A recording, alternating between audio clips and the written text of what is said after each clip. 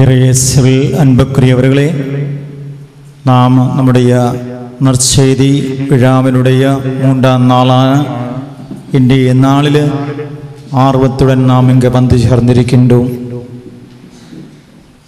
இந்த ஆலயத்தில் பல்வேறு பகுதிகளிலிருந்து இங்கே வருகை தந்திருக்கும் அனைத்து அருள் சகோதரிகளுக்கும் சகோதரர்களுக்கும் சகோதரிகளுக்கும் பிள்ளைகளுக்கும் அல்ஃபோன்சா ஆலய சார்பாக வாழ்த்துக்களை தெரிவிப்பதோடு இந்த நற்செய்தி கூட்டத்திலேக்கு உங்கள் அனைவரையும் வருக வருக என வரவேற்பதில் மிக மகிழ்ச்சி அடைகிறேன். அனைவரும் கண்ணுகளை மூடி ஒரு நிமிடம் ஆண்டவர் இந்த கூட்டத்திலூടെ இந்த நற்செய்தி விழாவிலூടെ நாம் ஒருவரையும் ஆசீர்வதிப்பதற்காக நாம் அனைவருக்குமாக ஜெபிக்க வேண்டும். தந்தை, மகன், தூய ஆவியாகிய இறைவா, இன்றைய நாளில் இங்கே வருகை தந்திருக்கும் அனைத்து மக்களையும் ஆசீர்வதித்தருளும். உம்முடைய ஆவியின் அருளால் இந்த மக்களை நிரப்பி உம்முடைய வார்த்தைகளை கேட்கவும் உணரவும் எங்கள் புத்தியையும் மனத்தையும் நீ ஒளிமயமாக்கி அருளும். அந்த வார்த்தைகளை உணர்ந்து வாழ்க்கையில் கடைபிடிக்கவும் நற்செய்தி வாழ்க்கையை நடத்தவும் எங்கள் ஒருவரையும் நீ ஆசீர்வதித்தருளும். ஆண்டவரே, இந்த கூட்டத்துக்கு நாங்கள் வருகை தங்கும்போது எங்களுடைய மனதிலே கவலைகள், கஷ்டங்கள், நோய்கள், துக்கங்கள் எல்லாம் நீ தெரிந்தவன். ஆனால் எங்களுடைய வாழ்க்கையிலே தடைகளை மாற்றி உன்னுடைய வார்த்தையை கேட்பதற்கும் உணர்வதற்கும் வாழ்க்கையில் ஏற்றுக்கொள்வதற்குமாய தடைகளை மாற்றி அந்த வார்த்தைகள் எங்களுடைய வாழ்க்கையின் பாதையை துறந்து தருவதற்காக ஆண்டவரே எங்களை ஆசீர்வதித்தருளும். எங்களுக்கு இந்த வார்த்தைகளை வழங்கி தருவதற்காக உம்முடைய திருமகனான அருள் திரு ஜான்சன் சிகுராயையும் அருள் சகோதரி ராஜத்தையும் நீ ஆசீர்வதித்தருளும். உம்முடைய ஆவியினால் அவரை நிரப்பியருளும். அவர் வழியாக உம்முடைய வார்த்தைகளை நாங்கள் கேட்கவும் உணரவும் எங்களை ஆசீர்வதித்தருளும். ஆண்டவராகிய இயேசுவே, இந்த சமூகத்தை முழுமையாக நாங்களுடைய திருஹிருதயத்தில் சமர்ப்பிக்கின்றோம். எங்களை ஆசீர்வதித்தருளும். தந்தை, மகன், தூய ஆவியாகிய இறைவா என்றென்றும்.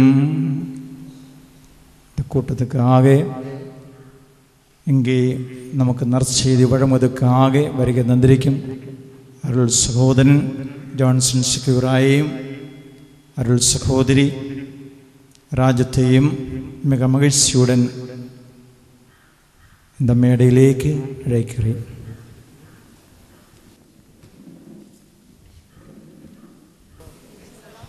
Are you all happy to be in the house of God?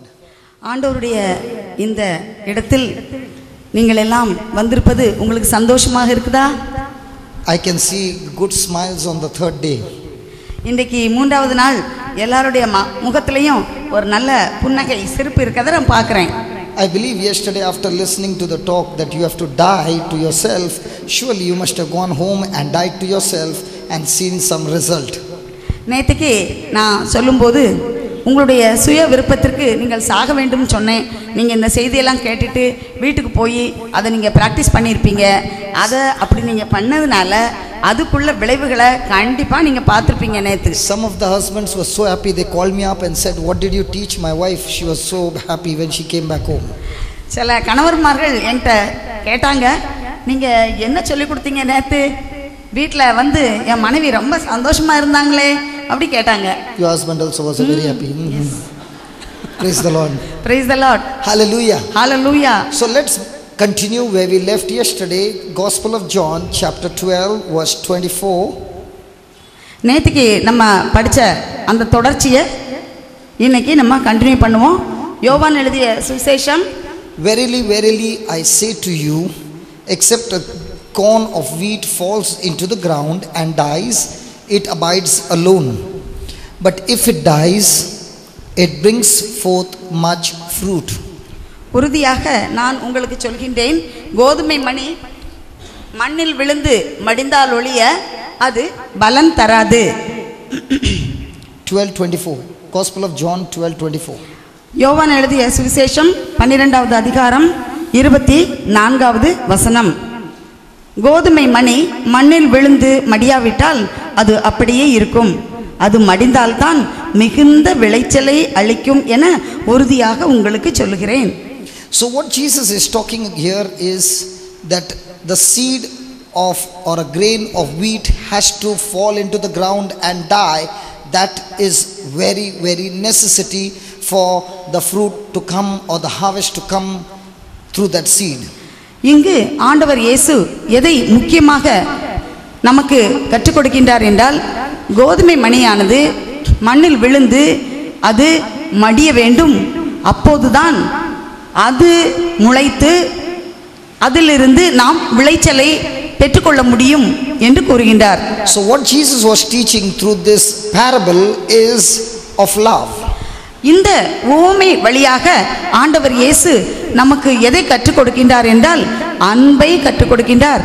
Did Jesus die on the cross? ஆண்டவர் இயேசு சிலுவையில் மரணம் அடைந்தாரா? Did he deserve the death? அந்த சிலுவை மரணம் அவருக்கு உரியதாக இருந்ததா? Come on. சிலுவை மரணத்துக்கு அவர் தகுதி உள்ளவராக இருந்தாரா? Not at all, but because of his love he died so that you and I can be saved. அந்த சிலுவை மரணத்துக்கு அவர் காரணமே இல்லை. ஆனா நீங்களும் நானும் மீட்பு பெறணும், வாழ்வடையணும் அப்படிங்கிற ஒரே காரணத்துக்காக தான் அந்த சிலுவை மரணத்தை அவர் ஏற்றுக்கொண்டார். Are there any mothers in this place? Any mothers? இங்க அம்மாமாரெல்லாம் இருக்கீங்களா இந்த இடத்துல? Any mother? அம்மாமார் யாரெல்லாம் அங்க அம்மாக்கள்? There are. Okay, all those mothers who have children, அம்மாமார்கள்லாம் உங்களுக்குலாம் குழந்தைங்க இருக்கிறாங்க. might be you have got more than one child. ஒரு குழந்தைக்கு மேலே இருக்கலாம். The first time when you got pregnant, you did not know what is pregnancy because you had never experienced it. முதல் நீங்க அந்த குழந்தைய உங்க வயிற்றில் உருவாகும் போது, பிரெக்னெண்டா நீங்க இருக்கும்போது உங்களுக்கு அனுபவமே கிடையாது, அது என்னன்னு உங்களுக்கு தெரியாது. And you were so happy when the doctor said you are pregnant. உங்களுக்கு ரொம்ப சந்தோஷமா இருந்தது, உங்களுக்கு ஒரு குழந்தை பிறக்க போகுது, நீங்க பிரெக்னெண்டா இருக்கீங்க அப்படின்னு கேட்டதும் மனசுல ரொம்ப சந்தோஷம். But then began a journey of pain when you began to vomit every time you ate something. அதுக்கு பிறகுதான் அந்த பிரயாணம் ஆரம்பிச்சது. அந்த முதல்ல இருந்தே உங்களுக்கு வாந்தி எடுக்க ஆரம்பிச்சிங்க, ரொம்ப வலியா இருந்தது. Then began the journey of complications in you. அதுக்கு பிறகு சில குழப்பங்கள் உங்க உடல்ல ஏற்பட்டது. And thank God the pregnancy is only for 9 months, not 9 years. நல்ல வேளை, இப்படி ஒரு குழந்தைய பெத்துக்கிறதுக்கு நம்ம குழந்தைய வயத்துல வச்சிருக்க வேண்டிய காலம் 9 மாசம் தான், 9 வருஷம் இல்ல. And because you knew that it is only for 9 months, you said doesn't matter, I am ready to take all that pain. சரி, 9 மாசம் தானே, பரவாயில்ல, அது வரைக்கும் இந்த வலியெல்லாம் நான் தாங்கிக்குவேன் அப்படின்னு சொல்லி நீங்க பொறுமையா இருந்தீங்க. And the doctor began to teach you and say, listen, when the time comes for the baby to come out, you must learn the breathing exercise and you must press so that the baby can come out. அப்போ doctor உங்களுக்கு சொல்லி கொடுத்தாங்க, அந்த delivery time வரும்போது நீங்க என்ன செய்யணும், உங்களுக்கு ரொம்ப பெயின் வரும், அப்போ பெயின் வரும்போது நீங்க எப்படி அதுக்கு ஒத்துழைச்சு உங்க மூச்செல்லாம் பிடிச்சு பலத்தோட அந்த குழந்தை பிறக்கிறதுக்கு நீங்க ஒத்துழைக்கணும்னு உங்களுக்கு கத்து கொடுத்தாங்க. You were so happy for that date that you marked it on the calendar and said, this day my baby is coming. அப்போ உங்களுக்கு ஒரே சந்தோஷம், இந்த தேதியில தான் குழந்தை பிறக்க போகுது அப்படின்னு சொல்லி கேலண்டர்லாம் வந்து அதை மார்க் பண்ணி வச்சுக்கிட்டீங்க, இந்த நாள்ல எனக்கு குழந்தை பிறக்க போகுது. Husband was happy, wife was happy. உங்க கணவருக்கு ரொம்ப சந்தோஷம், ஒரு குழந்தை பிறக்க போகுதுன்னு உங்களுக்கு ரொம்ப சந்தோஷமா இருந்தது. But when labor pain began, you experienced so much of pain, you said to yourself, God, I don't want any more children. உங்களுக்கு அந்த குழந்தை பிறக்கிறதுக்கு பிரசவ வலி ஆரம்பிச்சதுமே நீங்க நினைச்சீங்க, ஐயோ இனிமே குழந்தையே எனக்கு வேண்டாம் அப்படி நீங்க நினைச்சீங்க. Husband was not inside because he was standing outside. உங்க கணவர் வந்து உங்க கூட இல்ல, ஹஸ்பண்ட் உங்க கூட இல்ல, அவங்க அந்த ரூமுக்கு வெளியே நின்னாங்க. And he is waiting for the report to come. அவங்க எப்போ வந்து நர்ஸ் சொல்லுவாங்க குழந்தை பிறந்தாச்சு அப்படின்னு அதை கேட்கறதுக்கு ஒரே டென்ஷன், அங்கேயும் இங்கேயும் நடந்துட்டு அப்படி காத்துட்டு இருந்தாங்க. Wife is in pain, but the husband is blowing the steam. அங்க அவங்க மனைவி வந்து ஒரே வேதனையில துடிச்சிட்டு இருந்தாங்க, கணவர் ஒரே புகை விட்டுட்டே இருந்தார் வெளியே, ஒரே டென்ஷன் அவருக்கு. After all that pain came the result that you got a baby girl. அவ்வளோ வலிக்கு பிறகு அப்பாட அப்படின்னு சொல்லி ஒரு குழந்தை பிறந்துன்னு பார்த்தா அது பொன் குழந்தை. When the husband heard the baby has come out, he was very happy. அந்த கணவர் குழந்தை பிறந்தாச்சு அப்படி சொன்னது ரொம்ப சந்தோஷம். But when it was said a baby girl, அது பெண் குழந்தை தான் அப்படி சொன்னதும் அவங்க முகத்துல ஒரே வாட்டம். praise the Lord. Praise the Lord. Now there was so much of pain. ரொம்ப வலியும் வேதனையும் நீங்க அனுபவிச்சீங்க. But what happened? ஆனா அதுக்கு பிறகு என்ன நடந்தது? When the baby was given into your arms, you saw the baby and forgot the pain. Is it right? அந்த குழந்தையை கொண்டு வந்து கையில கொடுத்ததும் வலி வேதனை எல்லாம் பறந்து போச்சு. Praise the Lord. Praise the Lord. Now she went through all that pain, but when she saw the baby, she forgot her pain and she was happy and rejoicing looking at the baby. Is it right, all the mothers? இவ்வளோ வலி ரொம்ப கஷ்டங்கள்லாம் அனுபவிச்ச பிறகும் குழந்தைய கையில கொடுத்ததும் அந்த வலியெல்லாம் மறந்து போச்சு. அந்த குழந்தைய கையில வச்சு ஒரே சந்தோஷம். Why should I go there? You are a mother, right? Yeah. How many? 1, 2, 3, 4? 3. 3. Okay, good. So the first time labor pain, I don't want any more children, child came, wow. Then you said to the husband, I'm ready for the next one. Yes. Why? Because you saw life. முதல்ல உங்களுக்கு நீங்க ஒரு அம்மா தானே, உங்களுக்கு குழந்தை உண்டா? உண்டு. எத்தனை குழந்தை? 3. ஒரு குழந்தை பிறந்ததுக்கு அப்புறம் நீங்க ரொம்ப வலி வேதனைலாம் அனுபவிச்சிங்க, ஆனால் குழந்தைய பார்த்துட்டு உங்களுக்கு ரொம்ப சந்தோஷமா இருந்தது. அதுக்கு பிறகு உங்க கணவர்கிட்ட இன்னொரு குழந்தையும் எனக்கு வேணும்னு சொன்னீங்களா? To receive that baby, did the mother have to go through the pain? ஒரு குழந்தைய அப்படி பெத்து எடுத்துக்கிறதுக்கு அந்த அம்மா இவ்வளவு வேதனையை அவங்க அனுபவிக்க வேண்டி இருக்குதா? Oh yeah, 9 months of trouble, but all the years of enjoyment with the baby. 9 மாசம் ரொம்ப கஷ்டம், ஆனா வாழ்க்கை ஃபுல்லா சந்தோஷம். And why is the mother ready to take all that pain, all that vomiting, all that? Because of love. அந்த தாய் இப்படி வலியும் வேதனையும் வாமிட்டிங்கும் எல்லா கஷ்டத்தையும் அவங்க தாங்கிக்கிறாங்க. அதுக்கு காரணம் என்ன? அன்பு. Praise the Lord. Praise the Lord. So when Jesus went through the labor on the cross, he was not looking at you and me, just as you mothers looked at the baby that was going to come through your womb. In the same way, Jesus was looking at you and me who are going to be saved, and one day we are going to be sitting here and listening to his word. He kept looking at this on the cross, and that produced joy even in the midst of his suffering. ஆண்டவர் இயேசு அந்த சிலுவை மரணத்தை, ஒரு குழந்தை பிறக்கக்கூடிய அந்த பிரசவ வேதனையை அந்த சிலுவையிலே அவர் அனுபவித்தார். அவர் ஏன் அந்த வேதனையை, அவ்வளவு கஷ்டமான வேதனையை அவர் அனுபவிச்சாருன்னு சொன்னா, நீங்களும் நானும் இப்படி அமர்ந்து ஆண்டவருடைய வார்த்தையை கேட்டு அவருடைய அரசுக்குள் நாம் வர வேண்டும் என்பது அவருடைய விருப்பமாக இருந்தது. இதை அவர் இந்த சிலுவை மரணத்தை ஏற்றுக்கொள்வதற்கு, இதை அந்த மரணத்தை அவர் அடைவதற்கு முன்னாலேயே இதை அவர் கண் முன்னால் கண்டு அந்த அன்பினால் அந்த சிலுவை மரணத்தை வேதனையாக இருந்தாலும் அதை அவர் ஏற்றுக்கொண்டார். If I have to ask you a question, do you love Jesus? Do you love God? What would be your answer? நான் இப்போ உங்ககிட்ட ஒரு கேள்வி கேட்கிறேன். நீங்க ஆண்டவர் இயேசுவை நீங்க அன்பு செய்றீங்களா, கடவுளை நீங்க அன்பு செய்றீங்களா அப்படி நான் கேட்டா உங்களுடைய பதில் என்னவா இருக்கும்? You would be saying, why are you asking such a silly question? If I did not love God, I wouldn't have been sitting here. Correct? நீங்க நினைப்பீங்க, இது என்ன முட்டாள்தனமான கேள்வி, ஆண்டவர் அன்பு செய்யலைன்னா இப்படி வந்து நாங்கெல்லாம் உட்கார்ந்துட்டு இருப்போமா? In this world, when you use the word love, the meaning is different. இந்த உலகத்துல லவ், அன்பு என்று நாம் சொன்னோம் என்றால் அதற்கு ஒரு வித்தியாசமான ஒரு பொருள் இருக்கின்றது. In English, there is only one word called love, L-O-V-E. ஆங்கிலத்தில் ஒரே ஒரு வார்த்தை தான் இருக்கின்றது அன்பு என்று சொல்லும்போது L-O-V-E, லவ், அது மட்டும்தான் இருக்கின்றது. But in the Hebrew language, there are 4 different words for love and the meaning is entirely different. ஆனால் எபிரேய மொழியில் அன்பு என்று சொல்லும்போது 4 வித்தியாசமான வார்த்தைகள் இருக்கின்றது. அதற்கு வித்தியாசமான பொருளும் இருக்கின்றது. The first one is called starch, which means love between the parents and the children. முதல் வகையான brotherly love, sisterly love, family love. முதல் வகையான அன்பு ஸ்டார்ஜ், STARGE, ஸ்டார்ஜ் என்று சொன்னோம் என்றால் அந்த அன்பு பெற்றோருக்கு இடையிலே கணவன் மனைவி, பிள்ளைகள், இன்னும் அண்ணன் தங்கை உறவுகள், இப்படிப்பட்ட ஒரு அன்பை அது குறிக்கின்றது. The second word for love in Hebrew is eros, EROS. இரண்டாவது வார்த்தை எபிரேய மொழியில் அன்புக்கு ஈராஸ் என்று பெயர். This is a love between the spouses and nobody else. It is a sexual love or a physical intimate love.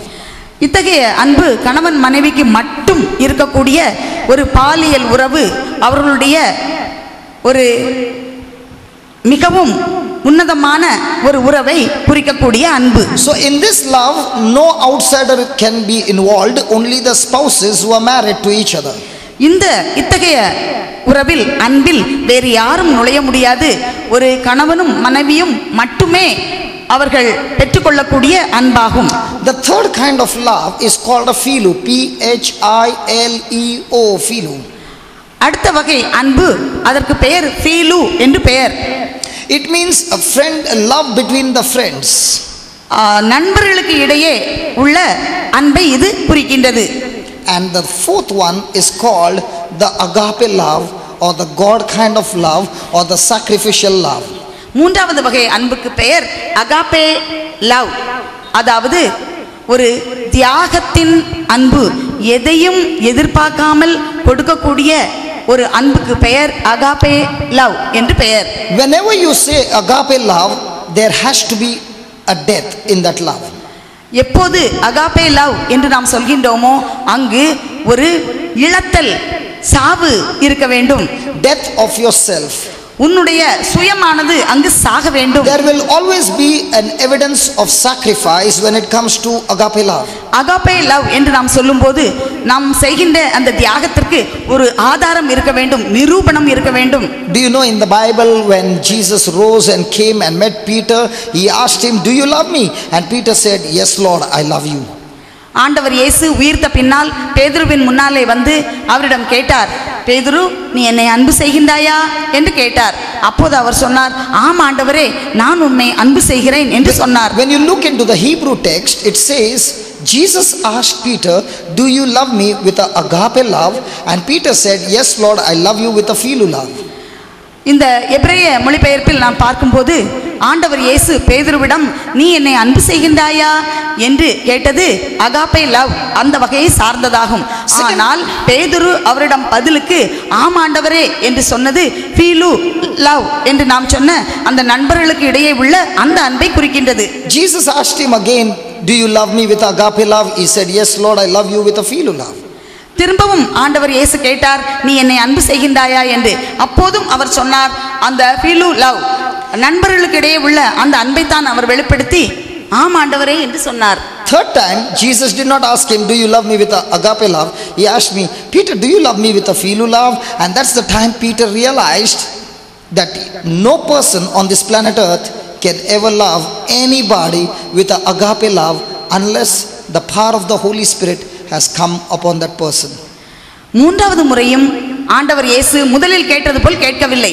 அவர் அந்த feel love அதை உள்ளத்தில் வைத்து நீ என்னை அன்பு செய்கின்றாயா என்று கேட்டார். அப்போதுதான் பேதுருவுக்கு புரிந்தது, இந்த உலகில் யாருமே அந்த அகாபே லவ் என்று சொல்லக்கூடிய அந்த அன்பை கொடுக்க முடியாது. அவர்கள் ஆண்டவருடைய ஆவியினால் நிரம்பி இருந்தால் ஒழிய அவர்கள் இந்த அகாபே லவ் என்று சொல்லக்கூடிய அந்த அன்பை கொடுக்க இயலாது என்பதை அவர் உணர்ந்தார். That's why Jesus says, "Love one another as I have loved you." He is saying love one another with the agape love, where love is not depending on performance. Our love for one another is, if you do these things for me, then I love you. If you don't do these things for me, then I hate you. But agape love is not based on performance. You do what you want, I still continue to love you, and that's called agape love. எனவே ஆண்டவர் சொல்லும்போது நீங்கள் ஒருவரை ஒருவர் அன்பு செய்யுங்கள், நான் உங்களை அன்பு செய்தது போல நீங்களும் ஒருவர் ஒருவரை அன்பு செய்யுங்கள் என்று கூறுகின்றார். அந்த அன்பு எந்த வகையை சார்ந்ததென்றால் அகாபே லவ். ஆனால் நாம் வைத்திருக்கின்ற இந்த அன்பு இந்த உலகத்திலே அதற்கு ஏதாவது ஒரு செயலாக்கம், பெர்ஃபார்மன்ஸ், நாம் கண்ணால் காணக்கூடிய ஏதாவது ஒரு செயல் இருந்தால் மட்டும்தான் நாம் அன்பு செய்கின்றோம். நீ எனக்கு இதை செய், நான் உனக்கு இதை செய்கின்றேன், அப்போது நான் அன்பு செய்கின்றேன் என்று நாம் கூறுகின்றோம். ஆனால் அகாபே லவ் என்று சொல்லும் போது எந்த விதமான பெர்ஃபார்மன்ஸ், கண்ணால் பார்க்கக்கூடிய எந்த செயல் ஆக்கமும் அங்கு இல்லாமல் இருக்கும்போது நான் தொடர்ந்து உன்னை அன்பு செய்கின்றேன் என்று கூறுவதுதான் agape love. Praise the Lord. Praise the Lord. Is our love based on performance, on emotions, or is it based on God's word unconditional? நம்முடைய அன்பு எப்படி இருக்கின்றது? நாம் ஏதாவது பெர்ஃபார்மன்ஸ், மற்றவர்கள் செய்யக்கூடிய அந்த செயலாக்கத்தின் மூலமாக இருக்கின்றதா, அல்லது உண்மையிலே ஆண்டவரிடமிருந்து நாம் பெற்றுக்கொண்ட அந்த அன்பை நாம் வெளிப்படுத்துகின்றோமா? இறை வார்த்தையில் எத்தகைய அன்பு சொல்லப்பட்டிருக்கின்றதோ அந்த அன்பை நாம் வெளிப்படுத்துகின்றோமா? எதையும் எதிர்பார்க்காமல். If you see the life of any saint, you will find no matter what torture, no matter what persecution, no matter what rejection, no matter what trouble, they performed with agape love and not the three other kinds of love which you find in the world, but you find agape love only in the kingdom of God. நாம் புனிதர்களுடைய வாழ்க்கையை எடுத்துக்கொண்டால் அவர்களுடைய வாழ்க்கையிலே எத்தனை கஷ்டங்களும் வேதனைகளும் துன்பங்களும் அலட்சியங்களும் நிந்தனைகளும் வந்தாலும் அவர்கள் தொடர்ந்து இந்த அகாபே லவ் என்று சொல்லக்கூடிய அந்த அன்பை அவர்களால் கொடுக்க முடிந்தது. அவர்கள் இதை எங்கிருந்து பெற்றுக்கொண்டார்கள்? ஆண்டவருடைய அரசிலிருந்து பெற்றுக்கொண்டார்கள். இந்த இறை வார்த்தை சொல்வது போல இறை அரசில் காணப்படுகின்ற அந்த அன்பை அவர்களால் கொடுக்க முடிந்தது. எந்த நிபந்தனையும் இல்லாமல் அவர்கள் அன்பு செய்தார்கள். Our love for one another is totally based on emotion, and that's why most of the time our relationships are messed up, because when negative emotions are planted, we respond negatively. நம்முடைய அன்பு எப்படி இருக்கின்றது? உணர்ச்சிகளின் அடிப்படையில் இருக்கின்றது. எனவே அந்த உணர்ச்சிகள் அடிப்படையில் ஏதாவது எதிர்மறையாக நடக்கும் என்றால் நம்மால் அன்பு செய்ய முடிவதில்லை. அந்த எதிர்மறையான அந்த நிகழ்வை நாம் ஊன்றி வைக்கின்றோம். எனவே அந்த விதையானது நமக்கு அதற்குரிய அறுவடையை கொடுக்கின்றது. When you are in agape love, it means to give and not receive, and most of the time our love is emotional. There is no sacrifice involved. It is only what am I going to receive from you, and how much are you going to make me comfortable, how much are you going to make me happy, then my love for you is very strong. So it's totally based on emotions. But God is saying any relationship you want it to be strong, then it has to be based on the word of God, on sacrifice, putting to death yourself. Agape love என்று நாம் சொல்லும்போது எதையும் எதிர்பார்க்காமல் நான் உன்னை தொடர்ந்து அன்பு செய்து கொண்டிருப்பேன் என்பதாகும். ஆனால் நம்முடைய வாழ்க்கையிலே நாம் எத்தகைய அன்புள்ளவர்களாக இருக்கின்றோம்? நம்முடைய அன்பு எப்போதும் ஏதாவது நமக்கு கிடைக்கும் என்ற வகையில் அது உணர்ச்சிகளின் அடிப்படையிலே இருக்கின்றது. அத்தகைய அன்பினால் நாம் தொடர்ந்து அன்பு செய்ய முடிவதில்லை. நமக்கு ஏதாவது நம்முடைய உணர்வுகள் பாதிக்கப்படுமானால் அந்த அன்பை நாம் கொடுக்க முடிவதில்லை. எனவே இத்தகைய அன்பு இறை வார்த்தையில் சொல்லப்பட்டுள்ள அந்த அகாபே அன்பு கிடையாது. So to love God means to love yourself. கடவுளை அன்பு செய்கின்றோம் என்று சொன்னால் அது நம்மையே நாம் அன்பு செய்வதாகும். So what is the meaning of lose yourself? Lose yourself means all your thoughts, all your desires, okay, those, all your emotions, all your feelings that contradicts to God's word, you with your own choice, you are ready to lose those things and put them to death, is loving God. உங்களையே நீங்கள் இழந்துவிட வேண்டும் என்று சொல்வது என்றால் என்ன? கடவுளை நீங்கள் அன்பு செய்கின்றீர்கள் என்றால் உங்களை நீங்கள் இழந்துவிட வேண்டும். உங்களுடைய உணர்வுகள், உங்களுடைய தேவைகள், உங்களுடைய எண்ணங்கள், உங்களுடைய விருப்பங்கள், இவை அனைத்தையும் நீங்கள் சாகடிக்க வேண்டும். கடவுளுடைய விருப்பம், அதாவது இறைவார்த்தையில் என்ன சொல்லப்பட்டிருக்கின்றதோ அந்த விருப்பத்தை நாம் நிறைவேற்றுவதுதான் உண்மையிலேயே ஆண்டவரை அன்பு செய்வது. அதுதான் ஒருவர் தன்னை இழப்பது. So if any desire or emotion that is leading you to go and against the word of God or commit sin, when you with your own choice put them to death, that's called loving God.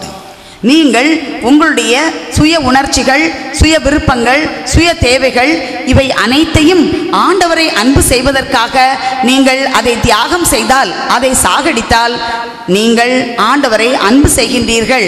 இந்த இறை வார்த்தையில் என்ன கூறப்பட்டிருக்கின்றதோ அதை நீங்கள் நிறைவேற்றினால் நீங்கள் ஆண்டவரை அன்பு செய்கின்றீர்கள் என்று பொருள்.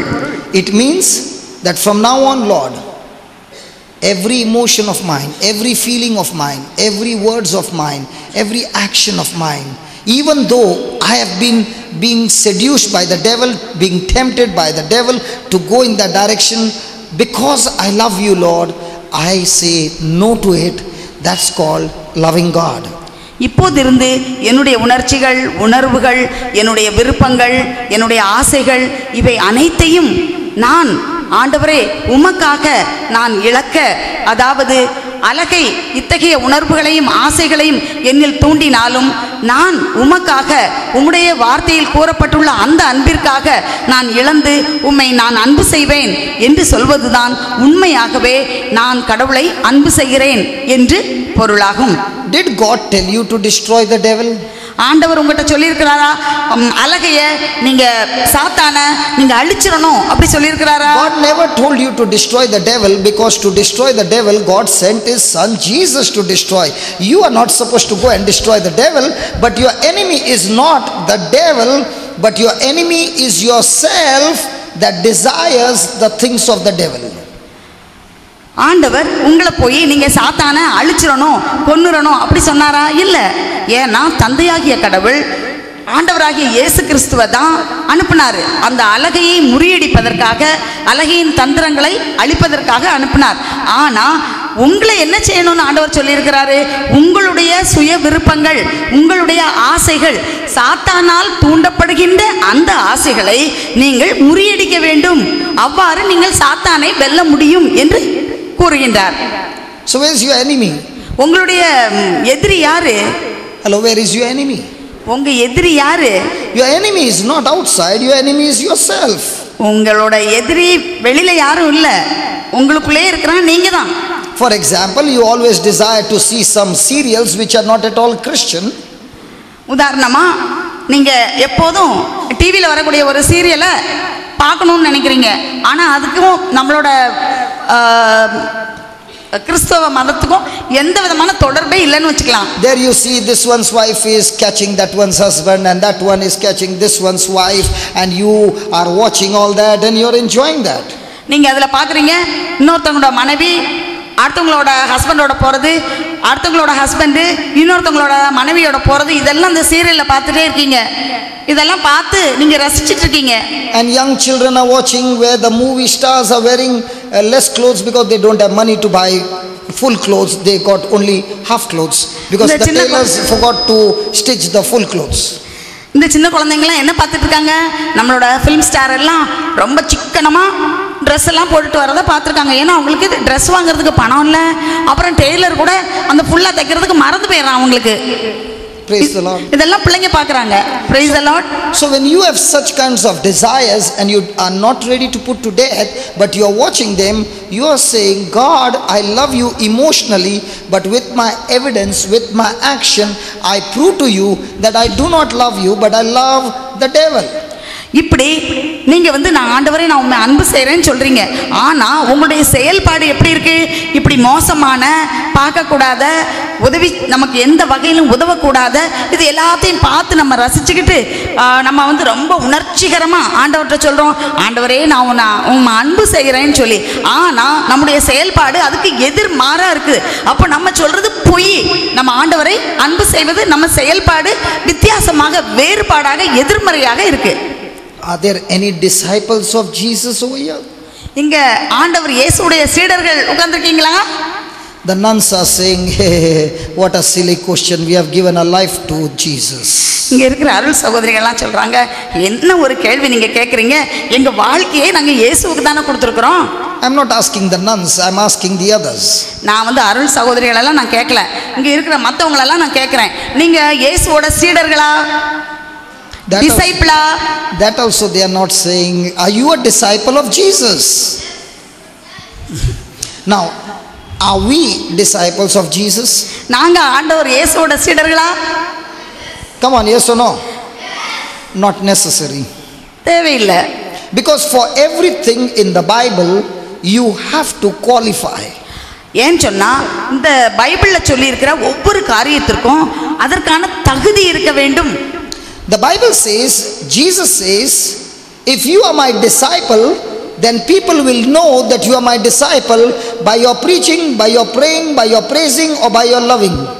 ஆண்டவர் இயேசு சொல்கின்றார், நீங்கள் என் சீடராக இருக்கிறீர்கள் என்றால் அதை உங்கள் ஜெபத்தாலும் நீங்கள் இறை புகழ்ச்சியாலும் நீங்கள் வந்து அதிக நீண்ட நேரம் ஆண்டவரை புகழ்வதாலும் கண்டு கொள்ளலாம்னு சொல்றாரு. Or by your singing. பாடல்கள் பாடுவதாலும். What did he say? என்ன சொன்னார் ஆண்டவர்? He said, people will know that you are my disciple by your agape love. ஆண்டவர் என்ன சொன்னாரு? நீங்கள் என் சீடர்களாக இருப்பதை மற்றவர்கள் உங்களுடைய அன்பு, அகாபே லவ், அதை நீங்கள் செயலாக்கம் செய்யும் போது நீங்கள் என் சீடர்கள் என்பதை மற்றவர்கள் உணர்ந்து கொள்வார்கள் என்று சொன்னார். So if you say you are a Christian and you do not put to death yourself on a daily basis, then you have no evidence of agape love. Then are you a disciple of Christ? நீங்கள் நான் ஆண்டவருடைய சீடர் என்று சொல்லிக்கொண்டு ஒவ்வொரு நாளும் உங்களையே உங்கள் சுயத்தை சாகடித்து அகாபே லவ் என்று சொல்லக்கூடிய அத்தகைய அன்பை நீங்கள் மற்றவர்களோடு செயல்படுத்தி மற்றவர்களோடு அந்த அன்பை காட்டி நீங்கள் வாழ்கின்றீர்களா? அப்படி இல்லை என்றால் உங்களுடைய செயல்பாடு வேறாக இருந்தால் நீங்கள் எப்படி உங்களை இயேசுவின் சீடர்கள் என்று அழைக்க முடியும்? So if anybody is saying I got agape love, then is that person quick to get offended, quick to get bitter, quick to get angry, quick to get... ஒருத்தங்க எனக்கு அகாபே லவ் இருக்குன்னு சொல்றாங்க. அப்படிப்பட்டவங்க ரொம்ப வேகமா புண்படக்கூடியவங்களாகவும் ரொம்ப வேகமா கோவப்படக்கூடியவங்களாகவும் ரொம்ப வேகமா ரொம்ப கடுகடுப்பா சிடுச்சிடுப்பா இருக்கிறவங்களாக இருந்தா அவங்க சொல்ல முடியுமா நான் வந்து இயேசுவோட சீடர் அப்படி சொல்ல முடியுமா? சிடுச்சிடுப்பா. What is சிடுச்சிடுப்பா? bitterness. சிடுச்சிடுப்பா. Hallelujah. Hallelujah. How many apostles and disciples in the Bible you see when they were persecuted, when they were beaten up, they got bitter, they got annoyed and they fought back, or did they operate with agape love?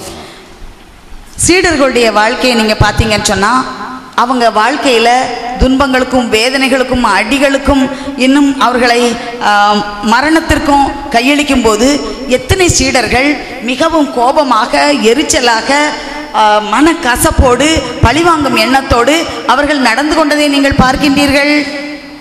Jesus said, if you are my disciple, you shall deny yourself, carry your cross and follow me. ஆண்டவர் இயேசு நீங்கள் என் சீடராக இருக்க விரும்பினால், ஒருவன் என் சீடராக இருக்க விரும்பினால் அவன் தன்னையே மறுத்து தன் சிலுவையை தூக்கி கொண்டு என் பிறகே வர கடவன் அப்படின்னு சொன்னாரு. During the Lenten season, we all have a habit of carrying the palm cross on our shoulder. Lent சீசன்ல பாம் நம்ம எல்லாரும் குருத்தோலையை எடுத்து ஒரு சிலுவையெல்லாம் செஞ்சு அதை தூக்கிட்டு நம்ம நடப்போம். Jesus told you to carry a palm cross or your cross. ஆண்டவர் இயேசு இப்படி ஓலையில செஞ்ச கிராஸை தூக்கிட்டு நடங்கன்னு சொன்னாரா, உங்களுக்குள்ள சிலுவையை தூக்கிட்டு நடங்கன்னு சொன்னாரா? And why did Jesus ask to carry the cross? ஏன் ஆண்டவர் இந்த சிலுவையெல்லாம் தூக்கிட்டு நீங்க நடங்கன்னு சொன்னாரு? Jesus carried his cross, and who was on his cross? ஆண்டவர் இயேசு அந்த சிலுவையை தூக்கிட்டு நடந்தாரு. அந்த சிலுவையில